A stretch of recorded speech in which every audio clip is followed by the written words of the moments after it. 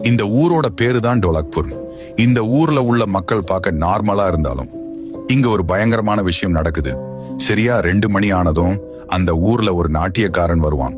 அவன் எந்த வீட்டு முன்னாடி நின்னு ஆடுறானோ அந்த வீட்டுல உள்ள ஒரு ஆள் அடுத்த நாள் நோய்வாய்ப்பட்டுவாங்க. அப்படி இல்லைன்னா இறந்து கூட போவாங்க. ஒரு நாள் எப்பவும் போல அந்த நாட்டியன் ஒரு வீட்டு முன்னாடி நின்னு ஆடுறான். உள்ள தூங்கிட்டு இருந்த ராமுக்கு இந்த சத்தம் கேட்டு அவன் தூக்கம் கலைஞ்சிடுது. அவன் வெளியே வந்து அந்த நாட்டியனை திட்டுறான். அந்த நாட்டியனும் திரும்பி போக போறான். ஆனால் ராமு ரொம்ப கத்துறான். அந்த நாட்டியன் வினோதமா திரும்புறான். மறுபடியும் தோல் அடிச்சு வேகமா ஆடுறான். ராமுவோட வாழ்க்கை முடிஞ்சது. ராமு இறந்த விஷயம் அவன் அக்கா பிரியாக்கு தெரிஞ்சு ரொம்ப அழுகுறான். அதே சமயம் தனது தம்பிய கொன்ற அந்த நாட்டியனோட ஆத்மாவை அடைக்கணும்னு சபதம் எடுக்கிறான். அவளோட அப்பா கிட்ட அந்த நாட்டியன் யாரு, ஏன் இப்படி நம்ம ஊரை சபிக்கிறான், இதெல்லாம் ஏன் நடக்குதுன்னு சொல்லுங்கன்னு கேக்குறான். அவளோட அப்பா அந்த நாட்டியனை பத்தி சொல்ல ஆரம்பிக்கிறாரு. அத பத்தி அடுத்த பாட்டுல பார்க்கலாம். மறக்காம சப்ஸ்கிரைப் பண்ணிருங்க.